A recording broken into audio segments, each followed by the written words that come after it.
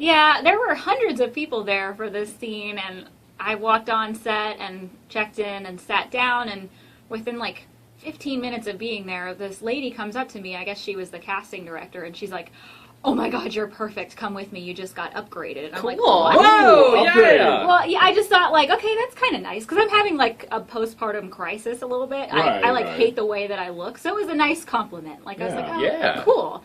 So she's like, "We're going to use you for a scene. We're going to feature you, so you can't be in any of the other scenes. So you just have to wait till we film your scene." So they set you aside from all the other people wanting to be extras. Right. That is a high compliment. Yeah. That's really cool. This, you're probably thinking, could be the best day of my life. Right. Yes, right? That's what I thought. I was like so flattered, and I was like, oh my God, this could be really cool. Yeah, you would think that'd be like a huge compliment and be like, "Oh, yay, I get a bigger part." What happened next? Yeah, I was super excited. They put me in this room, and they're like, "You can't be in any of the other scenes we filmed today because we're going to feature your face, so you can't be seen anywhere else. So just sit tight, just chill, and hang out." And I was like, fine, that's cool. I'm getting paid to be here. So if I'm just sitting down watching everybody up close to these celebrities, that's awesome. I'll take it. Yeah, so I was bored to death. And so somebody from the production team came and sat down with me and was talking to me. And I just thought he was being nice and, you know, whatever. And so eventually he gets to, "Hey, can I take you out to dinner after we wrap?" And I was like, "This ring that I'm wearing isn't costume jewelry." And he was like, Did you say that? I did. Bravo. Yeah, and he was like, "Oh, well, I guess that means you're loyal to him then." And I just, Whoa, let's just let that sink in for a second. I just felt so angry all of a sudden, like, because I know that kind of riffraff goes on in the industry. I'm not naive. I know how it works. The legend of the casting couch. Yeah, but it just felt so... I just felt disgusting after that, like, and I had to be around him for the rest of the day. So did you stick around for the scenes? I stuck around for a while after that. Yeah. For a little while. For a little while. Until it got creepier. So this guy leaves, and I'm sitting there, and I already feel, like, just crappy. I'm like, how did this go so wrong? And so another guy that you're works like welling up in tears almost. I'm kind of like about to hyperventilate talking about it a little bit. It truly upset me. So I'm waiting, and it's been hours. I'm starving, and you know, whatever.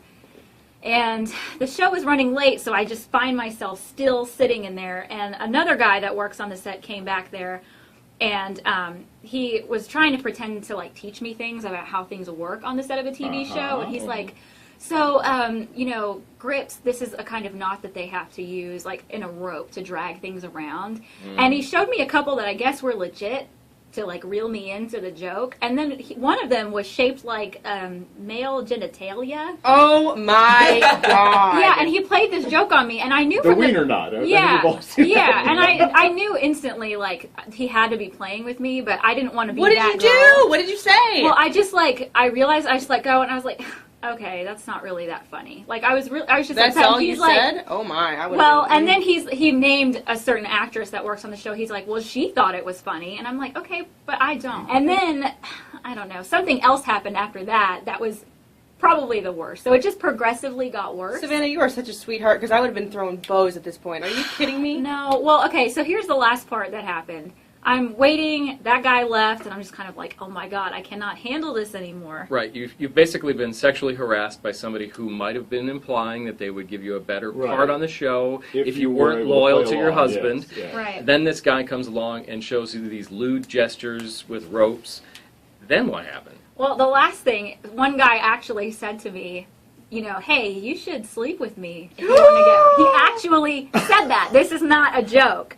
Yeah, he's like, "If you want to get further, you should." Oh my God! Yeah. I would have bopped him over the head with my shoe. Are you kidding me? No, I mean, and I know this stuff happens, but like, and there are so many people there that would have gone for it, so I could tell they were surprised that I turned them down. But at that point, I was like, you know what? I've been here 12 hours.